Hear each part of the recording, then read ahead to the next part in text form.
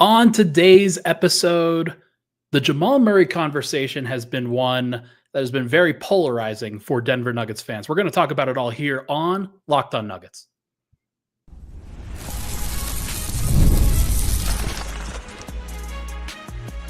You are Locked On Nuggets, your daily Denver Nuggets podcast. Part of the Locked On Podcast Network, your team every day. Welcome into Locked On Nuggets, your daily Denver Nuggets podcast, part of the Locked On Network, your team every day. Thank you so much for tuning into the show and making us your first listen on this particular podcast. We're always very happy to have you guys aboard. And today's podcast is brought to you by Monarch Money. Take control of your finances with Monarch Money. Use promo code LOCKEDONNBA at monarchmoney.com for 50% off your first year.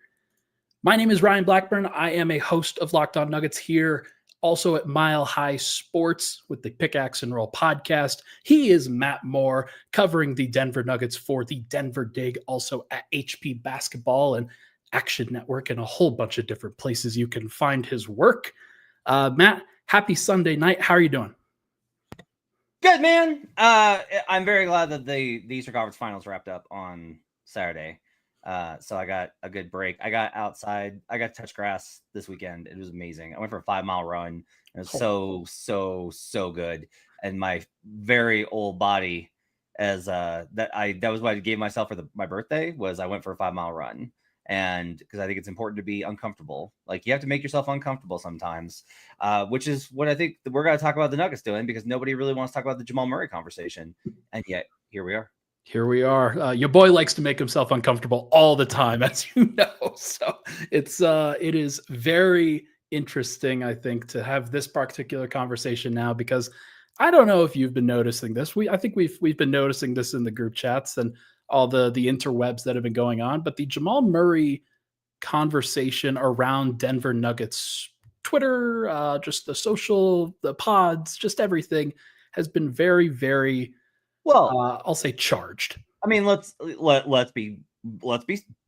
credit where it's due, right? Miroslav, the legend, the Serbian legend, over DNVR, had a whole conversation about this and about, like, the idea of if you're going to try and start a new era of accountability, it's going to have to start by moving on from Jamal Murray, which that is a strong, bold position to take. And I don't think it's a right or wrong thing at this point. I don't know if it is either. And I've talked about this before. I've been very pro Jamal Murray for a while. I've been kind of neutral at various points. And especially over this past season, I feel like I've tried to transition into, okay, let's talk about it for what he actually is, which is not an all-star over the course of this season and over the course of his career. And I think there are different pressure points that you can apply to that. And especially when somebody signs for a max contract extension, you're in the second apron era where flexibility is so valuable. Like, Jamal Murray was offered the contract. He isn't responsible for the contract, as we talk about with a whole bunch of other guys that get big contracts from teams. But the Nuggets, I think, are now in this very dangerous position where they don't have any flexibility anymore, particularly because they paid guys that helped them win a championship before. Yes, that's true. That's true in part. I mean, these guys were already on big contracts, right? It's less like they paid the guys that helped them win a title, and it's more that they just kept the guys that helped them win a title. And not even kept, because they weren't going to leave. It was more like they extended the guys that helped them win a title.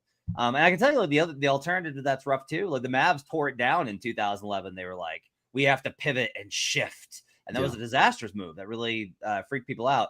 I just wanted to cover this real quick. Hurricane says, is there any actual discussion they will trade Jamal? No. So I was talking with my wife about this on the way home from dinner tonight. We're about to fill your podcast feeds with about 4 weeks of hopium, because we're going to talk a lot about all sorts of good ideas about free agent ideas and trade concepts and how to reconfigure the roster and making it a more flexible, manageable, and creating a different type of look. And maybe they can incorporate this look and that look and this kind of thing and optionality, and none of it is going to happen.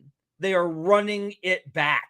They have been clear about that. maybe the stuff comes up in free agency. They'll go in and be like, oh, well, if something falls in their lap, they're going to be like, yeah, but like none of that is what we expect to happen. But we have to have the conversation anyway, not just to fill content, but because that's what you, the fans, talk about all the time is you want change. Like I was talking to my wife, who is now a very devoted Nuggets fan, and she's pretty mad. She's like, I cannot believe they're running it back. So like these are the conversations that we're going to have as part of an effort to be the conduit between you, the fans, and the Nuggets organization. I think that's a great way to frame it too, because there is no actual conversation that the Nuggets are trying to trade Jamal Murray or anything like that. This isn't a thing. This is something that fans talk about, especially when we're going to get into this in the third segment. I'm going to talk about the fan happiness index and where Nuggets fans should feel, like how they should feel, which is different for everybody and every fan, especially for somebody like me who's generally more negative. But you guys might be surprised about where I have the Nuggets. But I do think that overall, for a team like Denver and for a team that has Nikola Jokic, and this is kind of where I think it's important to kind of frame the Nikola Jokic conversation as almost like different than the Denver Nuggets conversation. Every Nikola Jokic fan wants Nikola Jokic to win 5-6 championships to go match Michael Jordan and LeBron James. But that may not be his story. And part of it may be because he's in a different situation than those guys. And Jamal Murray, I think, is a supercharged part of that for obvious reasons. Yeah. This is difficult for a number of reasons, right? If I will state very clearly my Jamal position, Jamal, not a big fan of you, boy. Doesn't love me. But I've also tried really hard to be as balanced as possible. And you know this, that I come off as contrarian, and sometimes it's just contrarianism. But sometimes what it is if we overcorrect and we say Jamal is trash, I'm like, no, look, he is a guy that did lift you to a title. He averaged 50, 40, 90 on 30 points per game in the Western Conference Finals. Not every person can do that. Not every player in the league can do that. Not every guard can do that. I don't care if you're next to Joker or not. He had a 30-point triple-double in the finals. Not every star player can do that. That's not something that just you roll out of bed and you can do that even next to Joker. Those are things that Jamal contributed with his skills. Jamal is a consistent 21-6. It's funny because we're chatting in our Locked On chat, and Swipe kind of mentioned his floor, and I was like, I don't know, his floor is 21-6 every year. His ceiling is 21-6 every year. That's the thing is we know exactly what you're going to get, and over the course of the regular season, you're going to get 21-6. And if it's if you want 20 points a night, that's tough, I think. And you say, I want that for my max contract. Fair. Do you want 20 points a night in the regular season if they don't lift their game up in the playoffs? Because Darius Garland will give you 20 points a night in the regular season. And I don't know what he looks like in a postseason setting yet. I still don't. So it's also, go ahead. I just think it's an important factor in the conversation, and why a lot of people have kind of soured over Jamal over the last couple of years. You have a different perspective on his playoffs from this particular year, but the last year you could potentially write it up to injuries, and I think a lot of people do. But you combine the two, whether it's 2024 or 2025, and Nuggets fans feel like Jokic is playing some of his best basketball that he ever can, and Denver was only able to get to barely, not even halfway in through getting 7 wins out of 16 that they would need in order to win a title. And so I think a lot of people are wondering about the Jamal Murray playoff performer narrative. And I'm not even sure if it's a narrative. He is a great playoff performer, but he also needs circumstances, I think, to be in his favor for that. Yeah. I'm of the opinion that okay.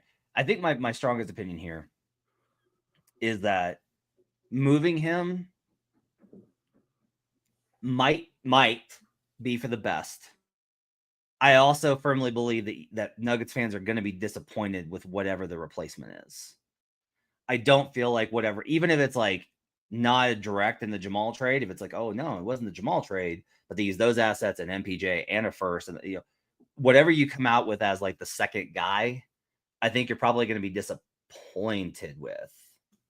And you're going to miss having Jamal made a shot. You're going to miss Jamal for 37 points in whatever game, for the game 5 perform. Like, you're going to miss him. And so for me, I always, and that doesn't mean that you don't do it. Like, that's the thing. When I talk about that pushback, it's not the idea of, well, you shouldn't do it then. It's just like, look, if we're going to talk about it, let's talk about what the realities are if you trade him and if you don't trade him. Like, if you don't trade him, you're running it back. You're stuck in neutral. You're still frustrated with his conditioning. You're still frustrated, which I don't know about his conditioning. I have no way of knowing. But you're still frustrated with what people perceive as his conditioning, his availability, his lack of consistency in the regular season in terms of that 20 per night thing. And then you're still elated when he has these monster games, but you're always wishing it was more. And if you trade him and you get back something worse, you're going to be like, man, like, we got fed up and we traded Jamal and now this is worse. I could tell you that, like, it's just been like a tough kind of go for Jamal for a while. It's just been tough. I think this part of his career post the title has been tough for the last 2 years. I think it's been tough for him and the team. And I don't honestly have like a great answer of what the implications are, because I don't know. The other thing I'll say is with the 2-man game, Ryan, I don't know how you ever get return on that, the value of that combination and what it's brought to the team. I think that's a fair point.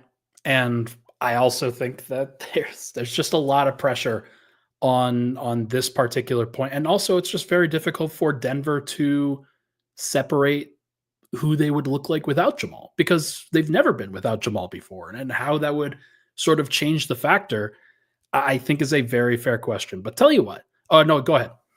Sorry, I just got to hit this real quick. Danny says the Nuggets play 20% better offensively at speed, and they have the slowest starting point guard in basketball. So if that were true, then what you would see is the offensive ratings for the Nuggets dramatically worse, 20% worse, notably, without Jamal on the floor. If Jamal's the problem because Jamal plays too slow, then you would see the offensive ratings dip when Jamal is on the floor and go way up when he's off the floor. Is that the case, Ryan? No, it is not. It is not even close, actually. So this is the problem. Is like, I get it. I understand why you feel that way, because I feel that way a lot too, where I'm like, can you get into an offense? Can we please? And yet, like, the results are what the results are. And I think so this is the thing. I will also say this, the big picture, Jamal, like, that big picture is better than how it feels experiencing the day-to-day of Jamal. And that, I think, is a big part of this. That's a good point. Tell you what, let's take a break. When we come back, we are going to chat about whether Denver can win a ring with this version and this team with Jokic and Murray as their centerpiece. We'll be right back here on Locked On Nuggets. You ever check your bank account and wonder, where'd all my money go? Because between dining out, online shopping, and entertainment, it's easy to lose track. That's where Monarch Money comes in, your personal CFO, giving you full visibility and control over your finances. Monarch Money isn't just a budgeting app. It's a complete financial command center. You can track all your accounts, your investments, and spending in one place, so you stop just managing your money and you start building wealth. My wife is an instructor, and so she does not get paid in the summer. So we have to have one budget for the fall and the spring, and then one budget for the summer, because that's also the only time that we can take vacations, is like the 6 weeks the NBA releases me from the cage and lets me go outside. And so we have to be able to budget really responsibly. And that's where Monarch Money comes in. It goes across multiple apps so we can see our complete financial outlook. Take control of your finances with Monarch Money. Use code LOCKEDONNBA at monarchmoney.com for 50% off your first year. That's monarchmoney.com, code LOCKEDONNBA for half off your first year. We'll be right back. Locked On Nuggets. Back at it, Locked On Nuggets. Thank you so much for making us a part of your day. If you go scroll down really quickly, hit that like button, hit that subscribe button, especially if you're new, if you're checking us out for the first time. Would really appreciate it as we continue to grow the podcast. It's had so much growth over the course of the season. And in this offseason, we're going to be talking about a lot of these different kind of hypothetical question scenarios, and then kind of game planning for what the future of the Nuggets is, which I know everybody has a strong opinion on. There's definitely a lot of strong opinions on there. So hit that like button, hit that subscribe button. Also on the audio side, 5-star reviews. Those are always great, especially as we transition into this particular part of the season. What have you got for me? I have nothing for you. Okay, let's talk. I mean, we got to this. Grace said this season in particular made me warier than ever that Jokic can play with anyone narrative. That's a divisive one, and we could do that another time, Grace. But it is a very good talking point that you should talk about on your excellent podcast as well. You should go there. I very well might. I think that's a very, especially because. Yep. Sorry, I didn't mean to cut you off, Ryan, but you in particular should go listen because nobody hates OKC more than Will. Like your like resentment of OKC does not, it pales in comparison to Will Jones's feelings on the Oklahoma City Thunder. Generational hater. Au contraire, I congratulated both the Oklahoma City Thunder and the Indiana Pacers for a spectacular season and think that it is a much better scenario for them to be successful than the Lakers and the Celtics again. So yay, good for me. Okay, let's talk about one of the things that I think is a very important part of the Jamal conversation is like they did win a title with him as the second option, as the second most important player on the team. Aaron Gordon was third, Michael Porter was fourth, KCP was fifth, Bruce Brown was sixth. The pecking order was fully established. Everything was right in place. Everybody knew exactly what they were supposed to be doing. And now the pecking order, I think, is tilted, and the Nuggets don't have a lot of flexibility to add to the rest of the pecking order. And I'm not sure if the same starting point of Jokic and Murray is good enough or will be good enough for with where the Nuggets are at with their team. Your thoughts? This is tough, man, because like I wonder how much of this is everything I think gets figured out, and it really is. The temptation is to credit Malone and Stockton as just like they were just that good. Gosh darn it. Were they, or were defenses just dumber than? Like that's the case. Every mechanism I think gets figured out, and OKC I think in particular has built a model for how to defend the two-man game, right? And a lot of them, and it takes you gotta have a good roster, right? You gotta have a great roster to do it.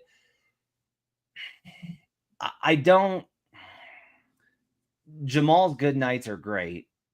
I do pretty consistently feel like the energy that he brings isn't enough, especially as the greater Jokic gets, I feel like the energy he brings, like he creates, is lower. Like it's so easy for him to dominate. Yeah. And so I do think they need kind of a spark, which is an argument, I think. And this kind of gets into the idea of any, like I'm really interested in this question of, is any change good change for Denver? And it's not like, I'm not suggesting, there's limits to this question. It's like, well, if you trade Jamal Murray for Emmanuel Mudiay, if you trade Jamal Murray for Brandon Ingram, right? No.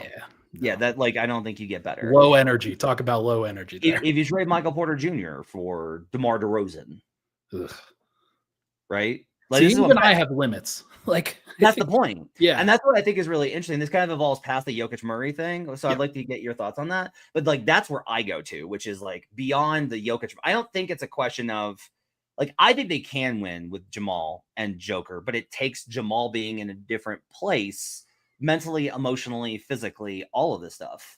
Like I'm sympathetic to Jamal's physical situation because I think a lot, like I continue to believe a lot of it is everyone is judged on this team against the Jokic standard of never getting hurt. Yeah.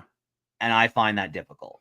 Like somebody was mentioning, like, can we just say that Jamal is injury prone? And I'm like, okay, Jamal misses like the normal amount of, like he missed like a normal amount of time this season for where the NBA is now. He just didn't miss a normal Jokic amount of time because Jokic is a tank dressed as a human. The other thing is that with the rotations and the situation that Malone, I think, put Denver in, everybody was playing 2,500 minutes, 2,400 minutes, and it was KCP, it was Michael Porter, it was Aaron Gordon, it was Nikola Jokic, it was everybody. And like, Jamal was the only guy, especially last year, that wasn't up to that standard. But this year he played like 36 minutes a game. Like he was a tank for so much of it. And then the only reason he didn't play much more was because they were trying to get him right for the playoffs by the end of it. But I don't know. Like it's. So I want to ask you this. Danny says Jamal comes into camp in worse shape than CB and AG2. It's not just the Jokic standard. I don't have any way to judge that. Like everyone says that stuff. Yeah. And we interpret stuff like the post-season comments about conditioning. And I think it's a fair interpretation. I don't blame you. But like, I could tell when like Luka Doncic looks like, but Jamal Murray is a little bit different. And I'm not saying it's not true. I'm not telling you it's not true. I'm just telling you I do not know why we treat it as fact about these things. One, it's not fact. I think it is most certainly a take that has gone around there that has become perceived as fact that is not necessarily fact. I also don't care that much. I don't care as much about coming into shape, like, or being like playoff caliber ready in October and November, because you do have to get like better overall. I do think that there's a better mentality that you need to take there, and like, that's everybody. That's not just Jamal. But man, Jamal's playing hard early in the season. It doesn't necessarily mean he's playing great because he's not like fully up to snuff there. But I do think that there's no question to me that he plays hard all the time. And there are specific times throughout the year where you can see him busting his butt on the defensive end, carrying full court. He's the only guy on the team that does that. Christian Brown doesn't even pick up full court anymore. So I will disagree with you there. You're always kinder to his defense than I am, because it's like Jamal will make like 3 hustle plays, and then it's like it's the mental side that I think that he drifts, where like he's laid on a closeout, but he wants to still look like he's contesting, so he does the. Yeah, no, that one bothers me too. And like there's other times when it's just like he is going through the defensive rotation, but he's not like it. You compare it to a top level defender, and it's like sharp and crisp and very like it's with a high level of intentionality. But that's not the standard that I have for him kind of in this star role. I have that expectation for others around him, but not necessarily Joker and Jamal. Okay, so Joker, that's fair, I think, to be like Joker and Jamal, because of the offensive load, they don't have to. And so that gets back, and like, well, this is not the episode, but that gets back to MPJ, right? Because like Aaron can probably give more effort than he did this year, but he was really banged up. We can see what he looks like next year. He obviously had a great postseason. Yeah. Christian, obviously, his effort level is not a problem. So it's really just like, so you think that with one more plus defender. So I guess that's the kind of the question is, does it have to be a plus defender, or does it have to be like a plus defender in order to make up for Jamal Joker? That's a question that I have too at this point in their careers. I just don't know. And I think that Denver, kind of with the current situation that they are in, I don't see them having plus defenders around them on this roster. Like, I don't think Christian's going to be that. I don't even know if Peyton's going to be that, if I'm being honest. Like, if he is, it's going to be not for a couple of years. Still think that he's still got some time, and some, like, his body has to fill out a little bit more.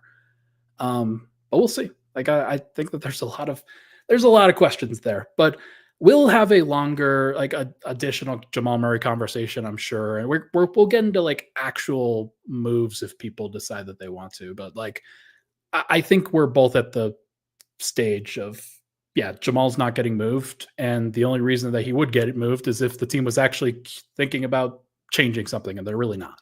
But they still should take offers, and they will still pick up the phone and listen if you call. And that's what a good team should do. Like, Jamal's not untouchable. Joker is. Jamal is not untouchable at this point. All right, let's take a break. When we come back, I'm going to tell all of you how happy you should be here on Locked On Nuggets.